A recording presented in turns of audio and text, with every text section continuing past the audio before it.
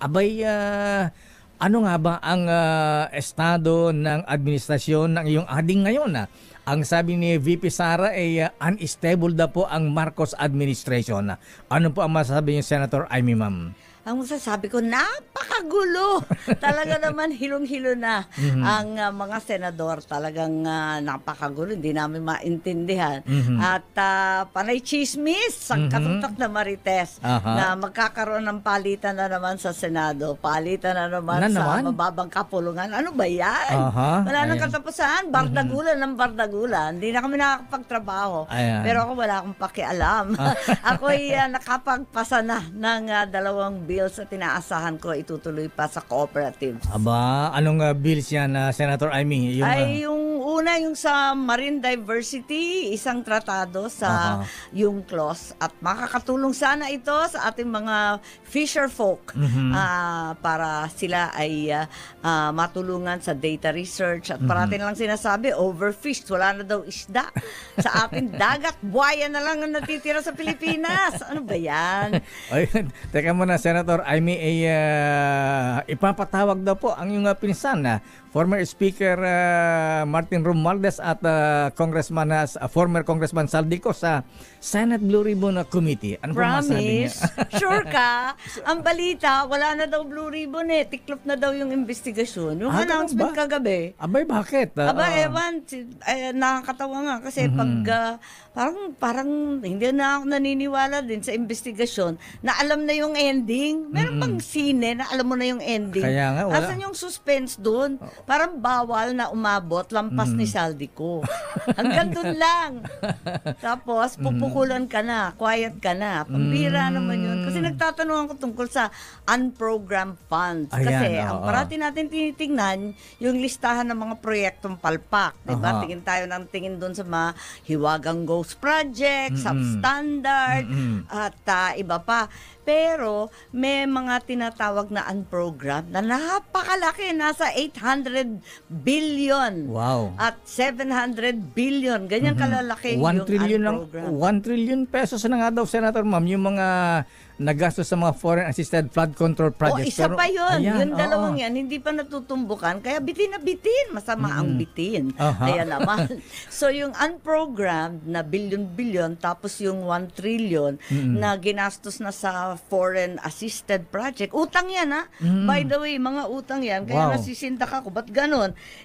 Alam naman natin yung CDO River. Yung Cagayan de Oro. Pampanga Bay, Pasig Marikina River, trilyon ang ginastos.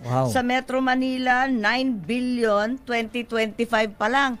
Bakit bahang-baha pa rin tayo sa bilyones na yan? Asa napunta yung mga perang yan na wash out lahat? Hindi ba kayo mananawagan, matatawag ng audit, Senator Amy, kung paano ginastos yung 1 trillion pagkatapos na binabaha pa rin po tayo? Hindi ko nga maintindihan. Ilang bang zero yung trillion? Kalaki-laki ng mga pera, puros mga utang. Wala maipapakita.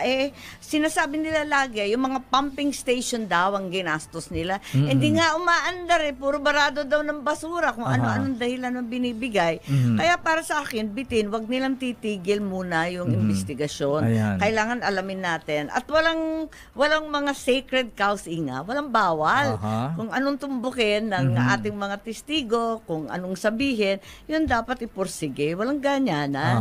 So, ang para sa inyo, dapat ituloy ang investigation ng Senate Blue Ribbon Committee. Yes, kasi hindi naman nagtatapos sa flood control. Nakita naman natin, may mga testigo pang gusto magsalita. Tapos may unprogrammed pa na hindi pa natatalakay. Tapos may foreign assisted pa na trillion nga. Naku, napakadami pang bitin. Kaya nagtataka ako. At tuwing nagsasalita kami sa unprogrammed, parang pinipigil kami.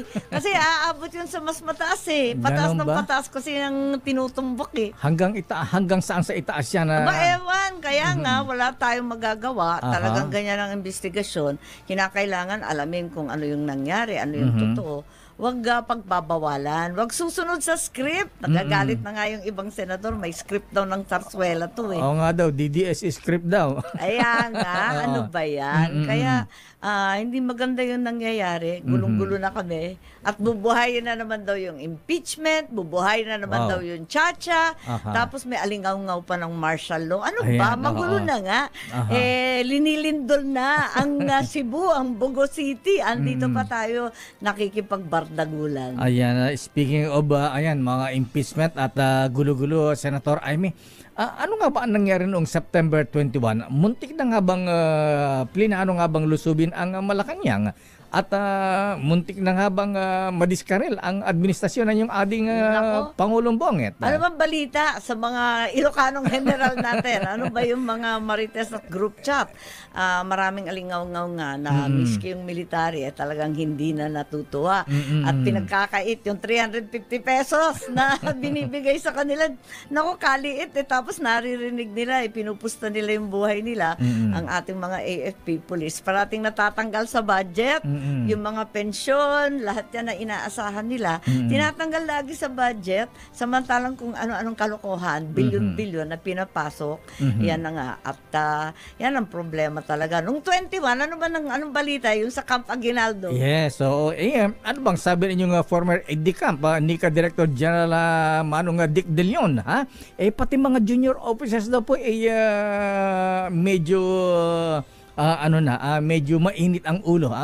Talagang mainit ang ulo at matatapang kasi sumusulat sila at mga active ang pumipirma, hindi na yung retired. Kaya kinakailangan kausapin talaga kasi hindi talaga tama ang nangyayari sa bansa. Pag nakarinig ka naman ng ganito, sa totoo lang galing akong Korea, meron kaming conference tungkol sa climate change. Inggit ako lahat ng bansa kung ano-ano ang ginagawa. Meron silang long tunnel sa KL, sa Malaysia, merong kanal diyan sa Bangkok, hindi na sila binabaha. At nakakahiya, tinatanong sa akin kung ano daw nangyayari sa Pilipinas sa climate change at sa flood control. Ano ba isasagot ko? Pati yung Hapon ang sabi, paano ba babayaran yung mga utang sa JICA? Nako po, ano ba ang sagot niyan? Sabi nga natin Bubit, nung daw taga JICA, sinita ang iyong ading Pangulong Marcos, namula. How can you pay us? Kaya nga. Ganito ang nangyayari sa atin. Kaya nga. At yun nga, yung balita na nagsalita nga yung presidente ng Korea na yung KOICA naman, yung mga utang naman sa KOICA, ihinto na. Wow. Kasi wala nga pambayat at mauubos rin lang daw sa corruption. Aray ko.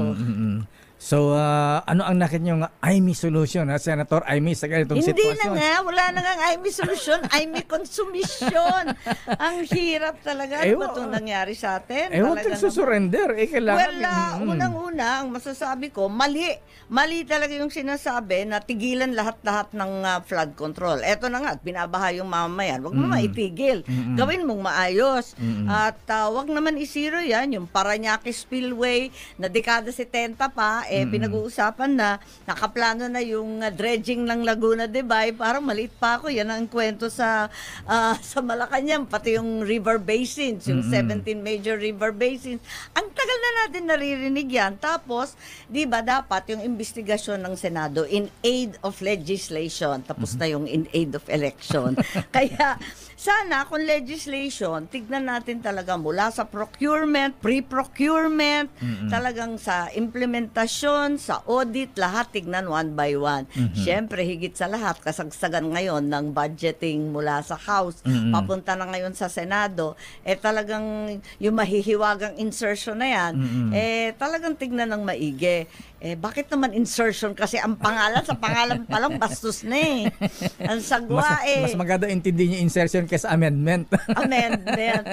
Ano man pinagkaiba nun?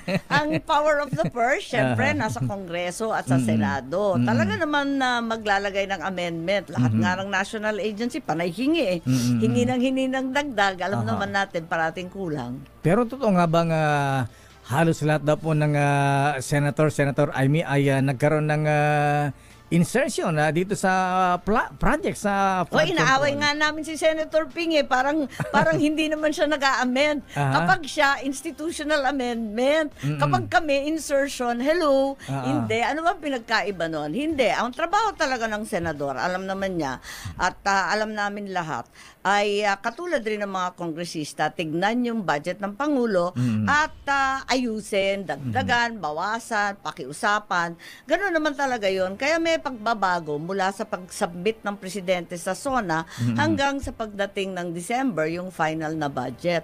May pagbabago talaga doon. Hindi naman ibig sabihin yung 100 billion insertion, ninakaw lahat yan ng senador at congressman. Hindi naman gano'n yun. Yung iba, katulad na nabanggit ko kanina, yung mga pensyon, yung NBI, yung kasama ko pa nga si Senator Lacson yung pagdagdag namin doon sa Veterans Memorial Budget, kaliit-liit, ang dami-daming nangangailangan na tumanda na at nagkasakit na mga sundalo. Yun nga, dinadagdagan talaga namin kasi kawawa naman. Tapos, hahanapan mo syempre ng pera yon sa ibang budget. At saka siguro, ma'am, okay lang na magkaroon na, ayan, si Senator JB, galit din kahapon, ayan, inaamin niya, meron sa insertion, pero hindi sa flood control project. Wala, hindi sa ganun. Pampira naman.